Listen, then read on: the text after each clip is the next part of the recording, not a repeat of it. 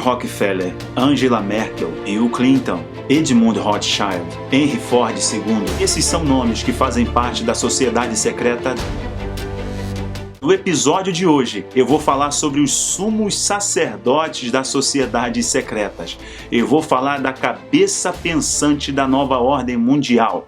Fica comigo, você vai ser impactado com esse vídeo. Mas antes da gente prosseguir, eu quero te pedir duas coisas muito importantes. Primeiro, assista esse vídeo até o final. Se você ainda não se inscreveu ou se você ainda não deixou o seu like, eu queria te dar 3 segundos para você deixar o seu like e você se inscrever no nosso canal. Por favor, faça isso, deixa seu like que vai ajudar demais no ranqueamento do vídeo aqui no YouTube. Faça isso, vou te dar 3 segundos, vai lá. 1, 2, 3... Muito obrigado, eu te agradeço de coração por você ter deixado o seu like nesse vídeo. Em 1954, 65 cabeças pensantes, grandes empresários, homens da elite da França, do Reino Unido, donos de grandes corporações, diretores de grandes corporações, se reuniram em 1954 num hotel na Holanda, o hotel chamado Bilderberg. E esse hotel, inclusive, deu nome ao grupo de... Eles se reuniram ali para discutir algumas questões de ordem mundial. E a proposta e o diálogo desse encontro, o tom desse encontro, era discutir projetos e propostas a nível mundial. O que aconteceu é que depois de 1947, com o fim da Segunda Grande Guerra Mundial, a Europa ficou devastada, a Europa ficou destruída, principalmente na sua área financeira. O Reino Unido, que vinha provando de uma certa prosperidade, uma certa reserva de ouro, viu agora em sérios problemas financeiros. E o mundo começa, pós Segunda Guerra, a entrar num conflito ideológico. E o mundo começa a se polarizar. De que modo? O mundo começa a experimentar agora uma divisão entre socialismo e capitalismo. De um lado, União das Repúblicas Socialistas Soviéticas e do outro lado, Estados Unidos e os aliados, que mais à frente se tornou a Guerra Fria. Mas o que acontece? O que você tem que entender para você conseguir perceber a engrenagem desse grupo secreto? Os Estados Unidos não queriam que essas nações da Europa que ficaram devastadas pela guerra, não queriam que eles fossem aliciados pela União Soviética. Os Estados Unidos fizeram 2 planos muito importantes na geopolítica mundial. E quais foram esses? Para a gente ser objetivo e não ficar chato o papo aqui. É o seguinte, os Estados Unidos lançou primeiro uma doutrina, que era uma doutrina de cunho político e ideológico, chamada Truman, conhecida como a doutrina Truman. E depois ela lançou um plano de socorro financeiro para a Europa, justamente para esses países europeus que foram devastados pela guerra não serem financiados ou aliciados pela União Soviética. Então, os Estados Unidos soltam um caminhão de dinheiro na Europa que hoje equivaleria mais ou menos a 100 bilhões de dólares para poder socorrer a economia, principalmente da França, Reino Unido e a Alemanha Ocidental. Então, o que os Estados Unidos estão fazendo? Os Estados Unidos estão trazendo aliados ideológicos, que não vão se aliar, perdão aqui pelo pleonasmo, mas não vão se aliar à União das Repúblicas Socialistas Soviéticas. Então, o projeto era não deixar que o mundo se contaminasse com o comunismo. Que bom! Então, agora surgem outras instituições, principalmente o Banco Internacional de Reconstrução e Desenvolvimento, que todo mundo conhece como o bendito Banco Mundial. Eles começam a financiar através do Plano Marshall, que é socorrer as economias da Europa, mas na verdade é impedir que a União Soviética avançasse, porque já tinha avançado para alguns países, né?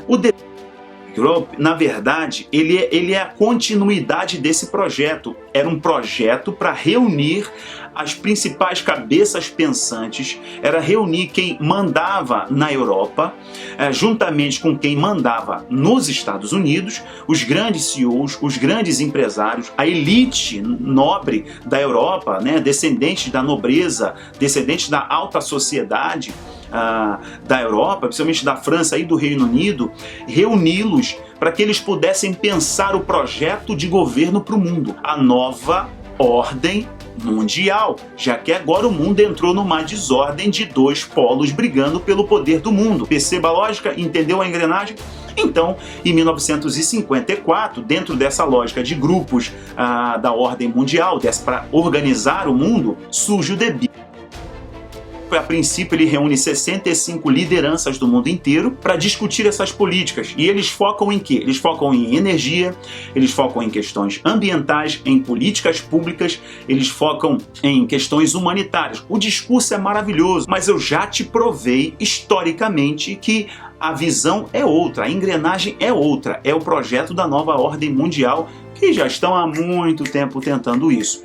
Os nomes principais que estão ali, você conhece, são ex-presidentes, são políticos importantes, são donos de empresas que controlam empresas aqui no Brasil. Eu poderia ficar falando uma listagem gigantesca para você, mas você pode fazer o exercício agora de entrar no site e ver a reunião deles, porque eles se encontram uma vez por ano, eles se encontram para fazer esse fórum, né? Esse fórum de diálogo e propor ideias e projetos para o mundo, né? Para essa nova ordem mundial.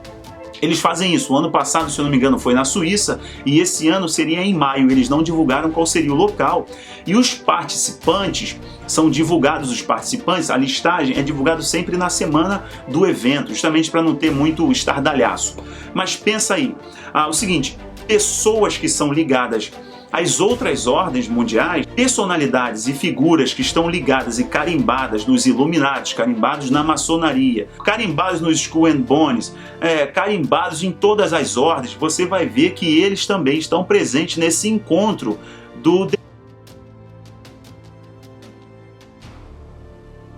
é o suprassumo da sociedade secreta, é a cabeça pensante, é dali que saem as proposições e as ideias. Eu ouso a dizer que eles são os sumos sacerdotes das ordens secretas, das sociedades secretas. Se você quiser entender o movimento dessas sociedades secretas, você precisa estar muito ligado ao detalhe. Sempre no final de cada episódio dessa série Nova Ordem Mundial, Sociedades Secretas, eu falo de um objeto, de um símbolo ou de um monumento. No episódio passado, eu falei da Georgia Guidestones, né, das pedras da Georgia, que é um negócio bizarro e assustador, um monumento da nova ordem mundial, e há quem diga que eles pertencem à Rosa Cruz, mas ninguém pode provar isso. Mas é o seguinte, hoje eu vou falar para vocês de um monumento que muita gente passa por ele e ignora, mas ele é um dos monumentos que representa o símbolo de poder dos Illuminati. Hoje eu quero apresentar para vocês um dos símbolos de poder da sociedade secreta Illuminati, que é o obelisco.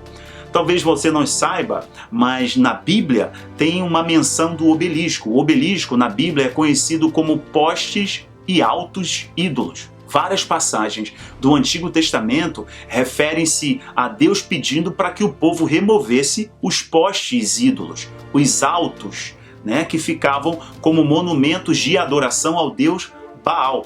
Baal era conhecido como o deus da fertilidade, era o deus que fazia a terra germinar, o deus da agricultura, era o deus da chuva.